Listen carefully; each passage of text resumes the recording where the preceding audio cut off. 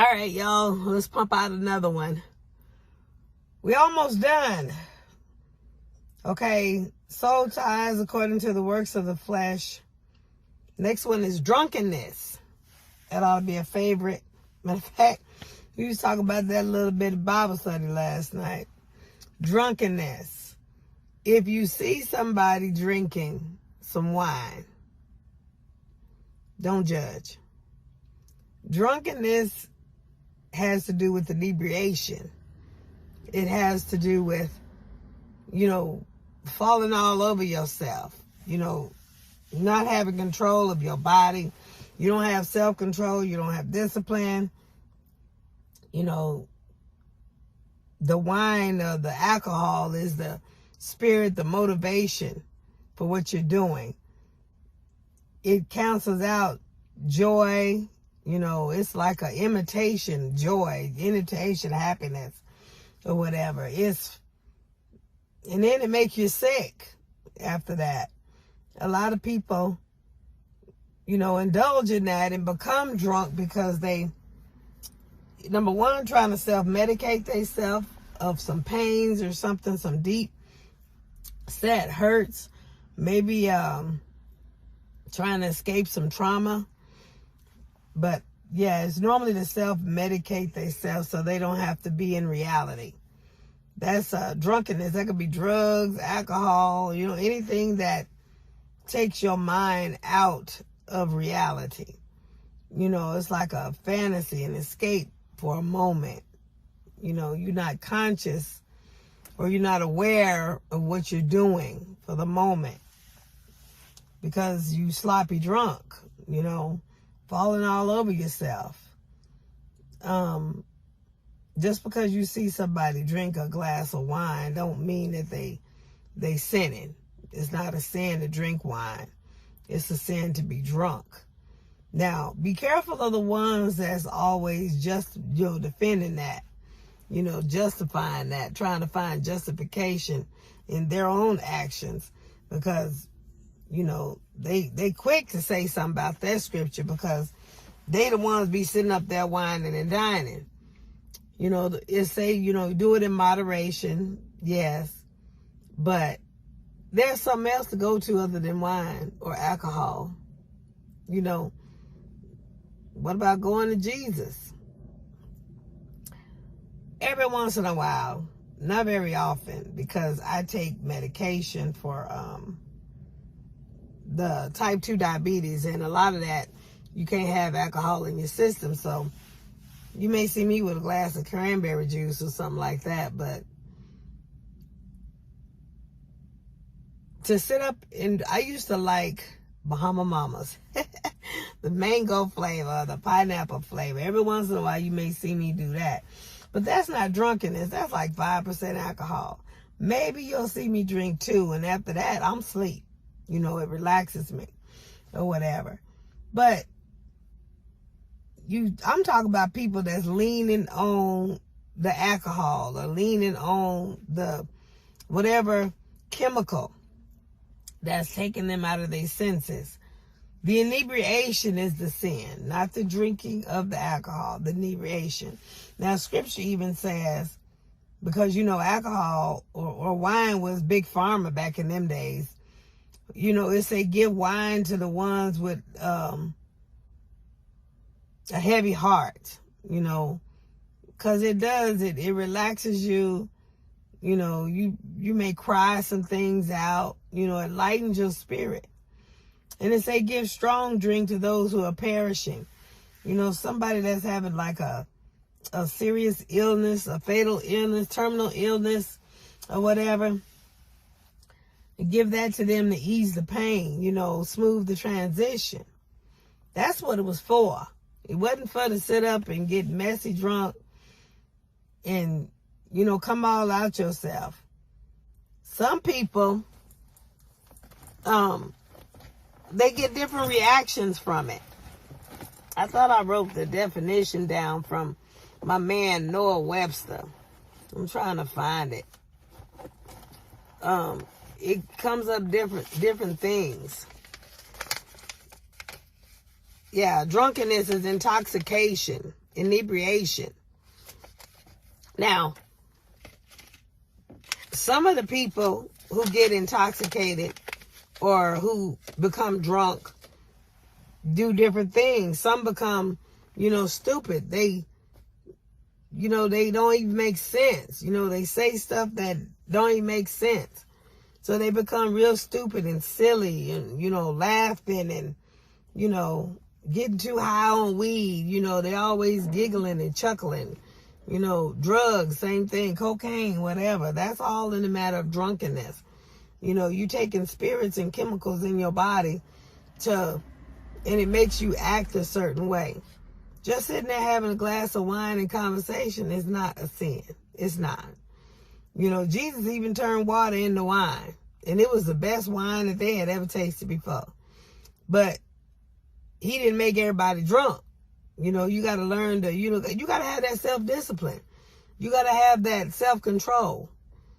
If you find yourself not being able to be in moderation with it, yeah, you need to leave it alone. Don't tempt yourself. But just because I see somebody sitting at a bar drinking a glass of wine or having a drink don't mean that they sitting up there sinning. Maybe they got a heavy heart. Maybe they, socializing, social. We ain't supposed to hang out with company, that would cause us to be tempted to draw back in. But if the world never see us, how they supposed to be drawn? We the light. If the world never see the light, how they supposed to be drawn in? How they supposed to be drawn out of darkness? How they supposed to be drawn out of what they're in? How they supposed to know that what they're in, there's a better something if they don't ever see us, the one that's got the light in us? I don't have a problem going to something or watching something, in the community or whatever. You got to know your limits. If it's tempting you, don't go. But the world ain't coming into the church house. Jesus hung out with those that he was, trying to minister to. He didn't hang out in the church house all the time, because the ones that was in the church house prayerfully was already saved. They knew the gospel and they was doing what they were supposed to do. He hung out in the darkness. He hung out with those that needed to be saved. That's where he hung out. Now, I'm not saying we supposed to hang out in the world and be as the world or of the world. We just supposed to live in the world. But if I ain't never seen by the world, if I'm hiding in my closet, hiding in my house all the time, how can I say that I'm ministering to anybody or I'm making impact anywhere or making change anywhere? Because I'm just saved and I'm sitting up by myself. No, you got to be able to tell about the hope that lies within you, which means you got to get out there amongst society, amongst people. And a lot of people sit in their house because, maybe they got hidden sin, or maybe they compromising, or, maybe they don't want a fossil to fall out or something like that. But I have no problem. Just because I see somebody's pastor so-and-so, whatever, so-and-so, sitting at a lounge table, listening to a band or something like that, I don't judge. Now, if I see pastor so-and-so falling all over themselves, I ain't got to judge. They done judge themselves. So, stop judging people just because they out and about. Just because we become, believers, that we can't have a life. That's not, no, we have life and life more abundantly, because we see straight now. We have Christ on the inside of us. So therefore, we go out and do what we supposed to do. Now, if we shaky or tempted or whatever, no, we ain't supposed to be there doing that. Don't be nowhere where you know your boundaries. That's what you gotta have. You gotta have boundaries. Your boundaries. Being 30 years clean of crack cocaine, I'm able to walk around people that's doing drugs and crack and all that kind of stuff and minister right along with them, because I'm delivered from that. It's been long enough. It don't mean to say that I don't recognize the smell or recognize, the craving or whatever. Because, you know, once you open up Pandora's box, you always going to have that craving or something. So, but I got self-control. I know what I'm going to do. I know that I have a lifestyle better on this side than I did on that side. I can remember where I came from, which keeps me from going back, because I like the life that I have now versus the life I had before. If you are at that point, then, you know, that's your ministry.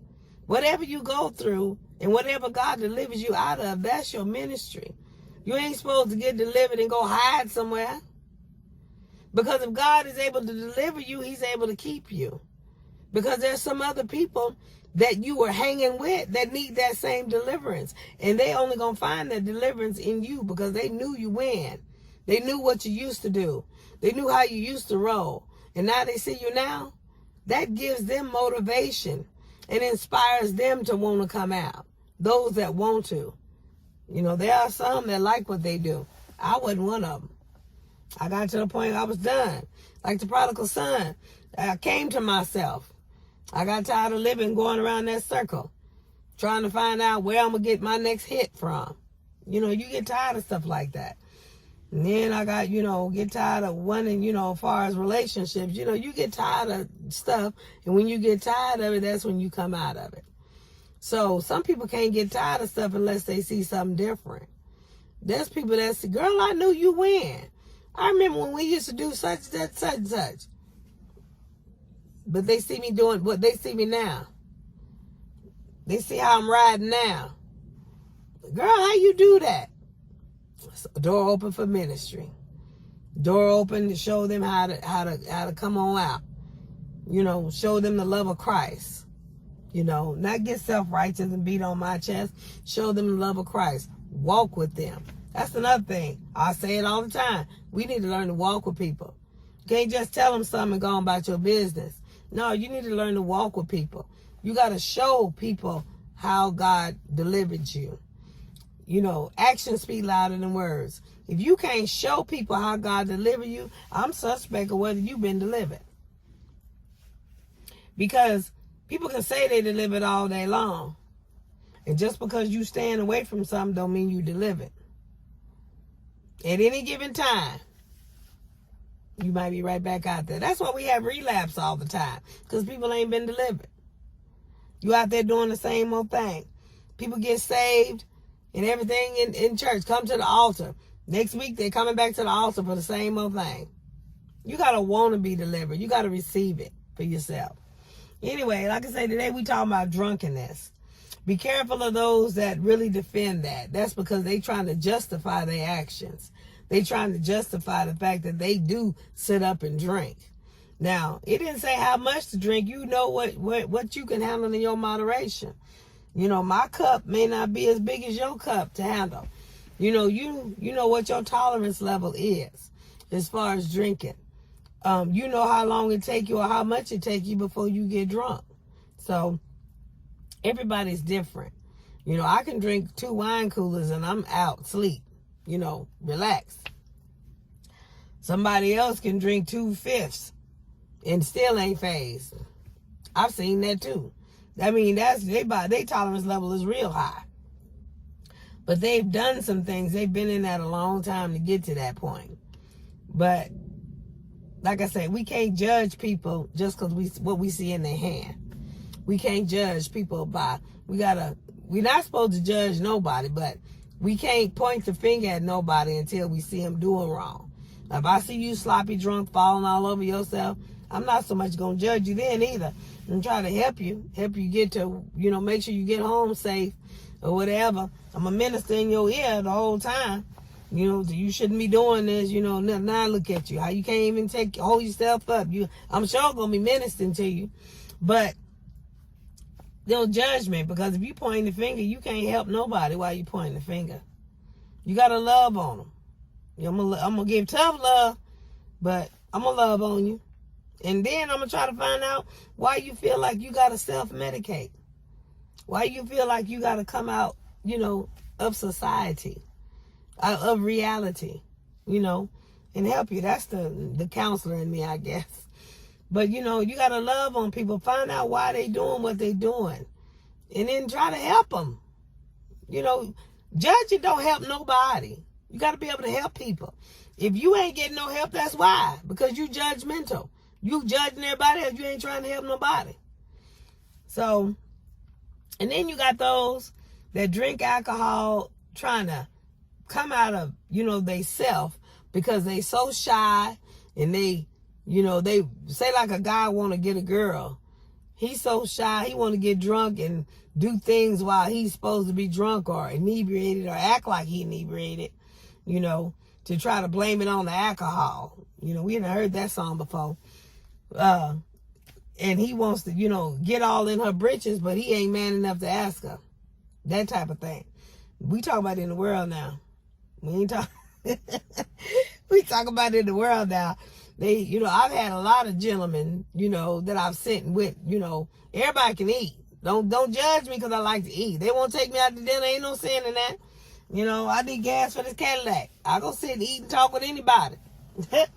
But they sitting there being all shy and everything, and the way they do things, you know, they want to sit there and drink, and then whatever they do, if it ain't received right, if they get rejected or fear that they're going to get rejected, they blame it on the alcohol. You got those that do that. And then, you know, messing with me because I know that by the time they get through, yeah, they be drunk because they trying to blame it on the alcohol and I don't put up with it. You know, they get alcohol in their system and then they start calling the pet names and all that. I don't respond. I don't respond to no pet name unless I got some type of commitment. And I sure don't respond to no anything else unless I got a ring. So, you know, that you got to respect yourself. You got to know your boundaries, how far you're going to go. You know, you run around here trying to use alcohol, sleep with this one, sleep with that one, drunkenness, one night stand or whatever, thinking, oh, he gonna marry me. But if that man ain't made no commitment, who's to say he gonna marry you? Now, I gotta have a commitment. I gotta have some type of investment to let me know that I ain't just another notch in the belt. Like I say, women do it too. They drink alcohol and they want to fall all out. They want this, that, and they don't know how to, you know, talk to a man. So they use alcohol as an excuse for why they coming all out their clothes or getting up dancing the way they doing, knowing that's how they is. But or that's how they are. My apostle say that's not grammatically correct. But it's drunkenness. It's a spirit that people get into on purpose, intentionally, because they don't like who they are or they're not comfortable. They insecure in who they really are. So they use alcohol as a means to alter some situations. And then after they get the answer that they want, then they more able to go ahead and do it without the alcohol. But then when they want to do something else, they got to go back to the alcohol. You know, you got to revert. It's like putting on a mask. It's like a camouflage. Because you doing what you want to do. But, you know, they say a drunk person speaks a sober mind. And that's true. Because a drunk person, they can't remember, you know, what not to say. And you know, they ain't going to lie. Because, you know, they can't remember what they going to say anyway. And then when they come out of the drunkenness, I don't remember that. You know, there's no commitment. You know, it's a mask. You know, just an avenue to be able to do stuff and get away with it or whatever because they too insecure to walk in truth. I walk in truth because I need to know I need to have all my faculties at all times because nowadays you don't know what's going on. You don't know what people gonna do. You can go to the bathroom and ain't slipping Mickey in your drink. So I need all my faculties. So I make a hint. I make a purpose to make sure I go to the bathroom, do everything I got to do before I sit down at the table. That way, when I get up from the table, we leaving. I don't leave my drink. I don't leave my plate. I don't leave nothing in front of that individual.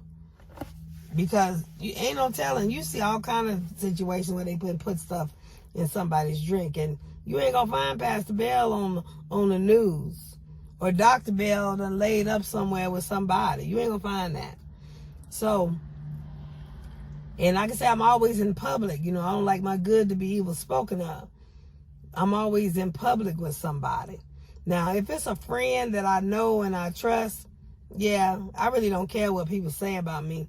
But I'm not just going to be any and everywhere with anybody. So come on, let me take you out to dinner. I need, talk to you about something. So they want counseling. It ain't free counseling. They're going to at least buy me a salad, a big old Cobb salad or something. So, and I'm not licensed to do that legally. So it don't mean I got to sit there for free. They want my advice. It's not so much I'm charging them, but, fellowship. You want my conversation? Let's go eat. Let's go sit and talk. Just that simple. Or, coffee and conversation. It don't have to be all that. But it's in a public space. So, I seen Dr. Bell doing this. I was in a public space, so I must have had my clothes on. So I don't know why people think that I gotta have a man, that I gotta be chasing everybody's man. When you chasing this gas in this Cadillac, you ain't got time to chase no man. Trust me. Get one and find out. I ain't got time to be looking at everybody's man. I really don't. But fact of it is, I'm trying to run around looking at all these, looking at me, looking at this Cadillac. No, you ain't gonna be flossing in it. No, if you can't put no gas in it, go on somewhere. Make sure you can put gas in it. You ain't gonna drive it for free. I don't need no chauffeur. The one that's gonna chauffeur me is the one that I'm gonna spend my life with. Yeah. That's gonna be a serious investment. But like I say, drunkenness. Don't use alcohol as a means to be somebody that you're not, or as a means to cover up who you really are, but you trying to mask the rejection. If you get rejection, you can say, oh, that wasn't me, that was alcohol, da-da-da. Don't do that. Build your own self-esteem up. Come out of insecurity and do it the right way. Learn and, be true to yourself. Set your boundaries. Know your boundaries. Know your values. Have some values. You know what you're going to put up with and what you ain't going to put up with. Or at least you should. So you don't have to get drunk to self-medicate. And if you got some trauma or some issues or some hurts and some pains that's going on, that alcohol is not going to cure it. Being drunk is not going to cure it. You need to go talk to somebody. Talk to a counselor. Somebody that's reputable. Not talk to your sister or friend or neighbor next door. They can put all your business out in the street. No, talk to a licensed counselor. Somebody that's held accountable to the state or somebody, because they got confidentiality laws. They mess around there and put your business out after that. They can be sued. They can lose their license. So you can find some strength in that, some trust in that.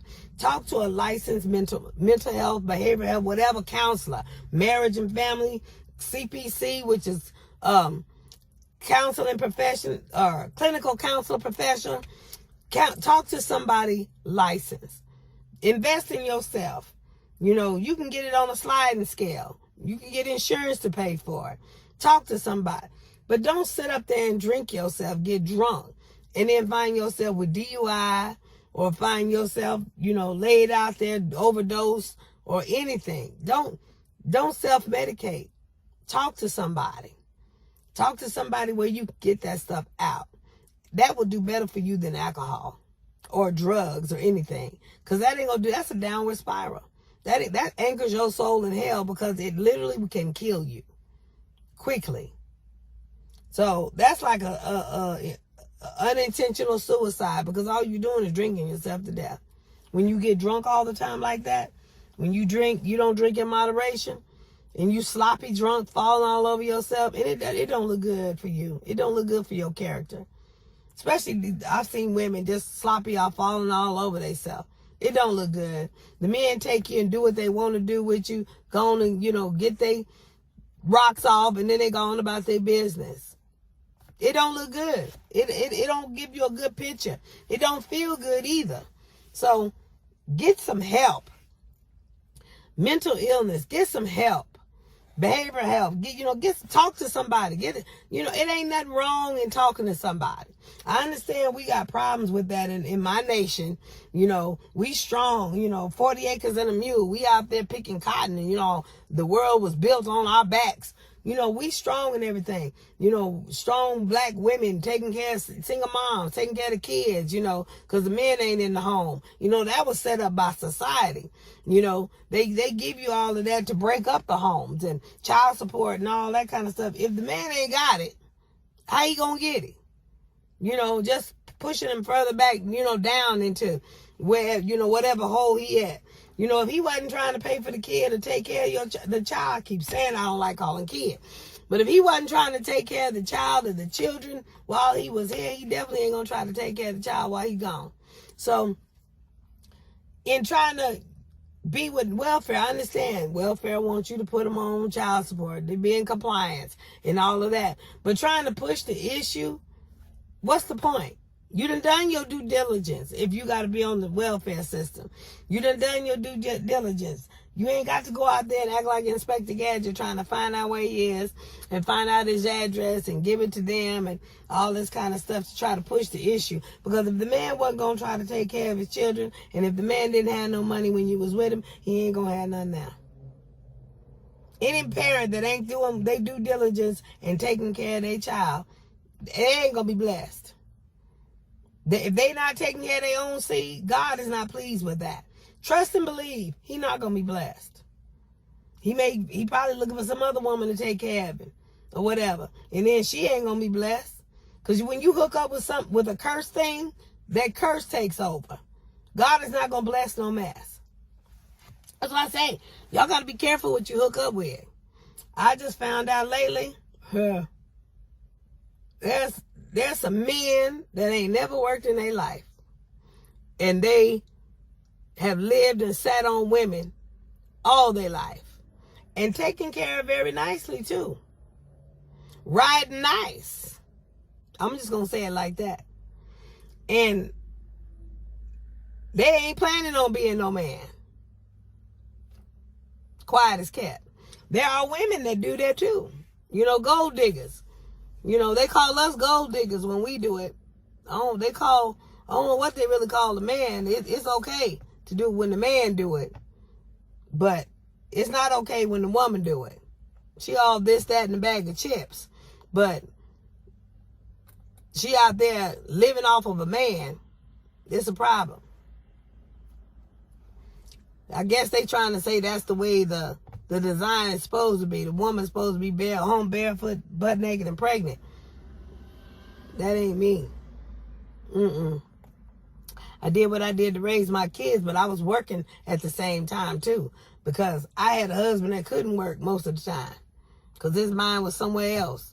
I ain't gonna put all this business out there, but I was the one who was making the bacon and bringing it home and doing everything and bringing the money home and taking care of the kids.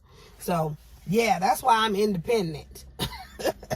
I learned, I was groomed very well. So my kids, my children celebrate me for Mother's Day and Father's Day. Rightfully so. Because their father wasn't doing anything. They see that he put in the world. And that's about all. Now that they getting grown, he trying to be in their life now. But they don't want really nothing to do with him. He call on the phone, blow up the phone all the time. They sit there and look at it, no answer. He has their number. I ain't, jealous or sad or whatever. He got access to the numbers, they phones that I pay for. So it ain't about, trying to separate them from their father, their dad. That's not right when you do that. We can't pick and choose our parents. But, they still talk to him. Every once in a while they'll go ahead and pick up the phone They say they get tired of hearing the same old thing. It's the same old thing. They don't want to go down there. You know, one wants to go down there just to see or whatever, but he don't want to stay. He want to, he want to be where he at, and live his life. He just want to go just because he said he did something, But my children know they have their own relationship. It ain't nothing because I ain't steal nothing in them. I didn't talk about them, period. I didn't have time to talk about them. I was too busy trying to keep a roof over their head. I didn't have to shun him. He did it on his own. His relationship, how he treated his own children, that's what they go off of. My children are old enough to make decisions for themselves. And the only thing I say is you got to honor your mother and your father. That's the only thing I say. We can't pick and choose how or who our parents are. So all I say is you got to honor. That means, you can't just shun them and disrespect them and all that kind of stuff. But you ain't got to pick up the phone if you don't want to. So sometimes they look at that phone because they like, oh, he calling, it's the same old thing. And, he always talk about the same old thing. That's because he ain't grown. When you ain't in the Lord, you can't grow. When you ain't in the Word, you can't grow. When you don't have Christ on the inside of you, you can't grow. And when you just sitting off, living off another one, he married now with another child, sitting there living off a younger woman. I'm glad took it off of me. I ain't got to worry and look for it no more. So, when you want to live off of other people, you're not living life. You're just existing because your control or everything in your life comes from that other person. If they don't have it, you don't have it. So, I got to be intentional. I got to have control over my life. I got to be participant in my own program. I'm not going to sit here and let the world dictate what type of life that I'm going to have. I'm just not going to do it. I'll be up under now once I find out that I'm being sat on and they have no intentions on, doing anything with me or what. It's time for me to go. It's time for me to just do whatever I got to do. Like, I've been applying for jobs lately because the industry that I'm in right now, they ain't really doing nothing with me but the same old thing, and it ain't benefiting. It's not increasing. I go for increase. I don't like sitting, stagnant. You come in, there's got to be some type of elevation, some type of growth. So I started looking for, putting in applications elsewhere. And, everybody knows all my degrees, I get called. So, I don't know who going to call first or whatever, but I get called. Matter of fact, I got one application in that I think I'm about to go to an interview here real quick. And that's a big increase. It starts at what I'm making now, but it increases to almost 6 figures a year. So, you get tired of sitting stagnant. When you get tired, it's time to elevate. Not time to go backwards. If you're tired, it's time to elevate. So, it ain't time to get into a bottle of wine. Or he ain't called, he ain't did this. You get drunk at the bottle of wine. It ain't time to get drunk. It's time to get up and do for yourself. Seek ye first the kingdom of God and all his righteousness, and everything else will be added unto you. And they don't say seek the bottle. So, drunkenness don't help nobody. It don't help you. So, like I say, I'm going to get off of here. Yeah, women, we got to stop finding ourselves at the bottom of a bottle or in these drugs and everything based on, our relationships in life. Let's just say that. Especially the ones that be chasing men that don't want to be alone. Make sure the man is worth chasing. Just because he breathing, that don't mean he worth chasing. If he a man of God and he ain't creating all manner of evil, he worth chasing. That ain't saying the other ones ain't worth nothing, but they ain't worth chasing. Because what you chasing? You chasing to take care of a grown man? That don't make no sense. And then too, vice versa, the men. What you chasing? You chasing to take care of a grown woman? If the woman, this is why I teach my daughter, if the woman can't hold up the fort, if you get sick or get down, she ain't worth chasing. You can't chase a woman just because she willing to lay on her back and have kids or have children. You can't chase women just for that. Because if something happened and you can't work, who gonna keep the roof over the head? You gotta have man and female. You gotta have somebody of worth. You can't just be packing. You know, that's called dead weight. You can't be packing dead weight.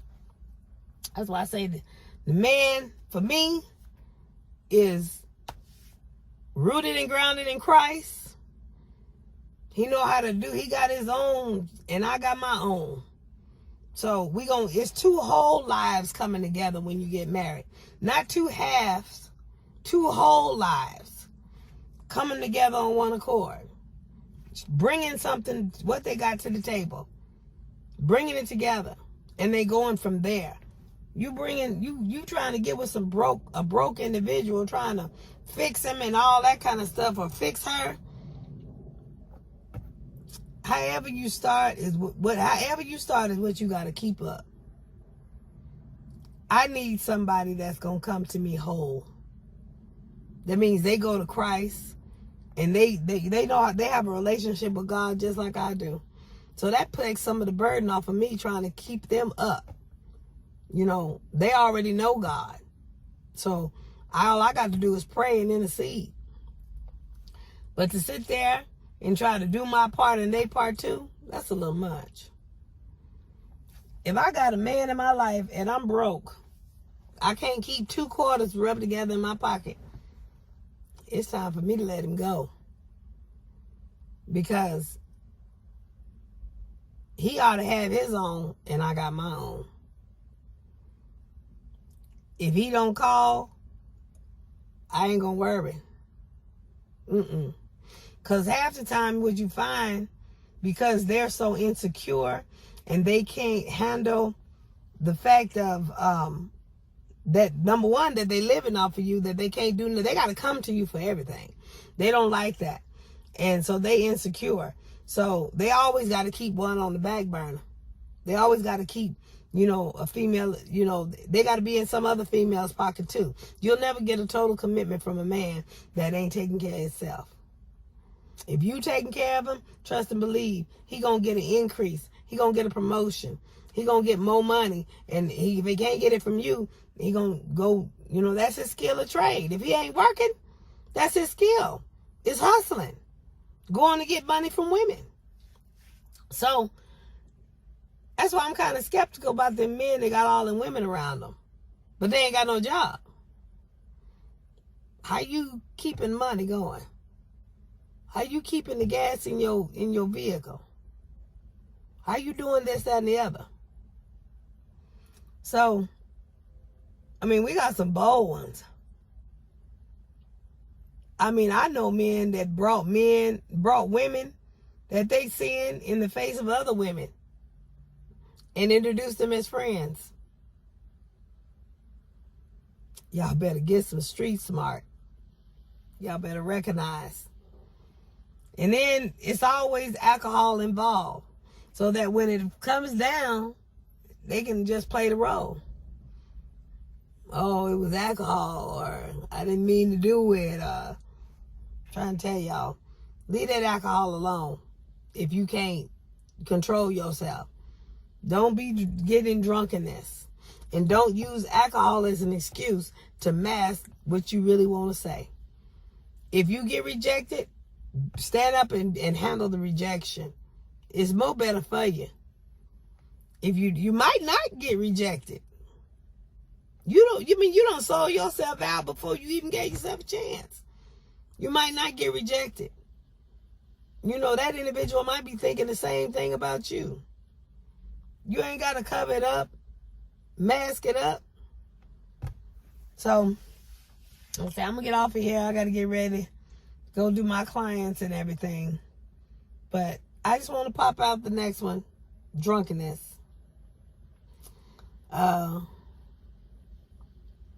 when people get drunk, oh, that's what I want to say. Some people get drunk and they get angry. It don't help the situation. They get angry and they start tearing up stuff. You got all kind of domestic violence and stuff come out of stuff like that. So drunkenness ain't nothing good. And then you get drunkenness and people want to have sex. They just want to be promiscuous. And you got a lot of homosexuality and stuff coming out of that too. So it's just not good. It just leads to a lot of abominations. It's just not good to be drunk and don't have all your faculties. Because never know. Any kind of malice or evil can take place and you ain't in your right mind. You need to have a sound mind. So anyway, I'm going to get off of here. I think we down to the last one, which is revelings. I think that's the next one. So y'all be encouraged. Stay blessed.